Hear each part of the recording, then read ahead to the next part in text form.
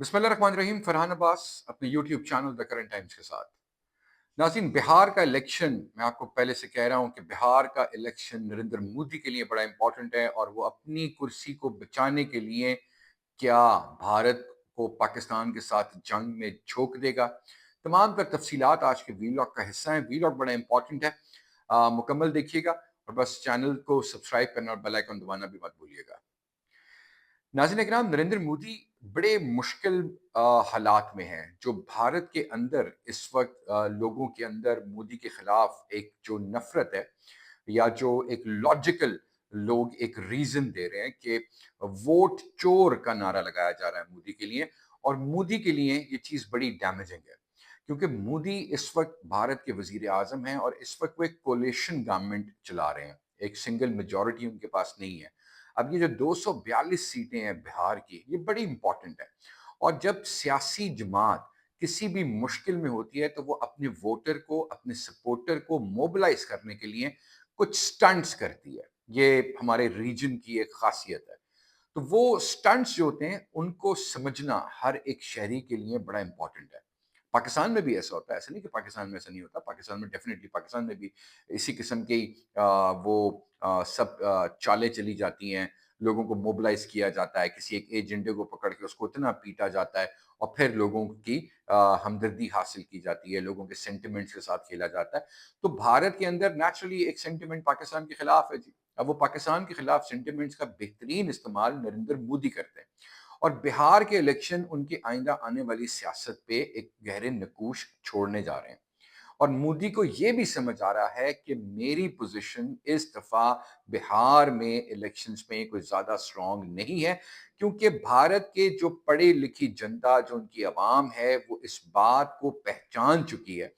क्योंकि पाकिस्तान के ऊपर किसी लॉजिकल रीजन की वजह से अगर आप हमसे जंग करना चाहें ना पाकिस्तान से, तो बिल्कुल ठीक है यार, वो आपका हक बनता है। लेकिन झूठ बोलकर सिर्फ अपनी सियासत को बचाने के लिए करोड़ों जानों को दांव पर लगा देना, ये नरेंद्र मोदी का खासा, और ये इन्होंने अपने उस्ताद इनके जो है ना नेतन्याहू, उनसे सीखा है। अब आप नेतन्याहू को देख लीजिए कि उनको वहां की जो कानून साज इदारे हैं, जो कोर्ट है, वो उनको कितनी दफा करप्शन चार्जेस उनके ऊपर लगाकर उनको हमेशा कॉल कर लेते हैं, और वो हमेशा बहाना बनाता है कि मैं जंग है जी, मेरे सिक्योरिटी रिस्क है, मैं बहुत दूर हूं या मैं छुपा हुआ हूं, मैं नहीं आ सकता। तो एग्जैक्टली वो जंग की आड़ में अपने इक्तदार को तूल देता है। यही हाल नरेंद्र मोदी साहब ने भी सीख लिया। अब भारत के अंदर जो इलेक्शंस हैं, उस इलेक्शन को जीतने के लिए एंटी पाकिस्तान सेंटिमेंट को उजागर करना और पाकिस्तान के जो एंटी लोग हैं उनको मोबिलाइज करके वोट गेन करना और पाकिस्तान के खिलाफ खड़े होकर बड़े बड़े झूठे दावे करने हैं, तकरीर करनी है, बड़ी जज्बाती तकरीर करनी है। कोई हल्की पुल्की तकरीर नहीं है। अब आप सोचिए कि कितनी अफसोसनाक अमल है कि जो भारत का आर्मी चीफ है वो भी नरेंद्र मोदी के हाथ का पपेट बन गया, और वो भी किस तरीके के बयान दे रहा है।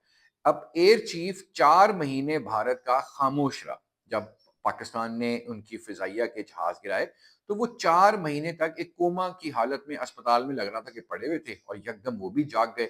और जागने के बाद उन्होंने बयान, एक very fine morning, very fine morning one day, सुबह उठ के उन्होंने बोला कि जनाब हमने पाकिस्तान के 5 जहाज गिरा दिए। तो यार, आप 4 महीने तक अपनी आवाम से इस बात को क्यों छुपा रहे थे? अब नरेंद्र मोदी इस वक्त अपनी हुकूमत बचाने के लिए जो जिस किस्म के इश्तियाल अंगेज बयानात जंग की हद तक लेके जाने के लिए, जो पाकिस्तान को थ्रेटन करने के लिए, डराने के लिए जो वो दे रहे हैं, ये किसी भी सूरत में इंडिया की अवाम अगर अक्लमंदी आप दिखाएं ना, तो आप इसके इस नैरेटिव को रिजेक्ट कर सकते हैं। आप नैरेटिव को रिजेक्ट कर सकते हैं। आप ओवरऑल सिचुएशन देख लें। नरेंद्र मोदी अपने जलसे में खड़े होके ये तकरीर तो नहीं कर सकते कि मैं पाकिस्तान से जंग हार गया, पाकिस्तान ने मेरे 8 जहाज गिरा दिए। पाकिस्तान 35 किलोमीटर मकबूजा कश्मीर के बॉर्डर के अंदर तक आ चुका है। पाकिस्तान ने हमारे जो मिलिट्री तनसीबात थी उनको बड़ा कामयाबी से निशाना बनाया। लद्दाख का हालात आपके सामने है। बांग्लादेश में नरेंद्र मोदी को शिकस्त हुई। अब ये वो तमाम चीजें जो नरेंद्र मोदी खड़े होकर कभी भी नहीं जलसे में बताएंगे। अगर वो अब अवाम के सामने वो अपनी हार को तस्लीम कर लेंगे, तो फिर इसका मतलब है कि वो उनकी सियासत तो खत्म हो गई। लेकिन वो इसके हमेशा बरक्स عوام کو جوشیلے خطاب کر کے، بھڑکا کے، اکسا کے، پاکستان کے خلاف کر کے وہ لوگوں سے ووٹ لے لیتے ہیں۔ اور حالانکہ بھارت میں مسلمانوں کا سب سے بڑا قتل عام کرنے والا بھی نریندر مودی ہے۔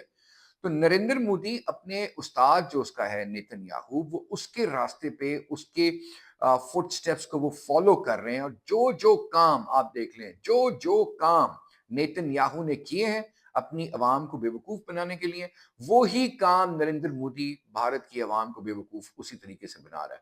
تو یہ بہار کے الیکشنز کی ساری لڑائی ہے، یہ بہار کے الیکشنز میں جیتنا ہے، ورنہ کہاں سر کریک 1914 کے بعد نریندر مودی کو یاد آ گیا۔ اور اب آپ کو میں یہ بھی بتا دوں کہ نریندر مودی دوسری سائڈ سے پاکستان کے خلاف جو اپنی پراکسیز ہیں نا، ان کو دوبارہ ایکٹیو کر رہا ہے۔ وہ کیسے کر رہا ہے ایکٹیو؟ افغانستان کے اوپر وہ بڑا شفقت کا ہاتھ رکھ رہا ہے، اور اس کو یہ سمجھ نہیں آ رہی کہ اگر وہ طالبان کی گورنمنٹ کو ایکسیپٹ کر لے گا تو طالبان کی حکومت تو اس وقت اپنے آخری ایام وہ ہے، اور وہ بالکل وینٹیلیٹر پہ ہے، سانس لے رہی ہے۔ اب آج جو رشیا میں ملاقات ہو رہی ہے افغانستان کے حوالے سے، جس میں پاکستان ہے، چائنا ہے، رشیا ہے، ایران ہے، کیونکہ سب سے زیادہ افیکٹڈ کنٹریز تو یہی ہیں، اور Russia is the first country جس نے وہاں پہ اپنا سفارت خانہ بھی کھولا ہے، تو رشیا اپنا سفارتی کردار وہاں پہ ادا کر رہا ہے۔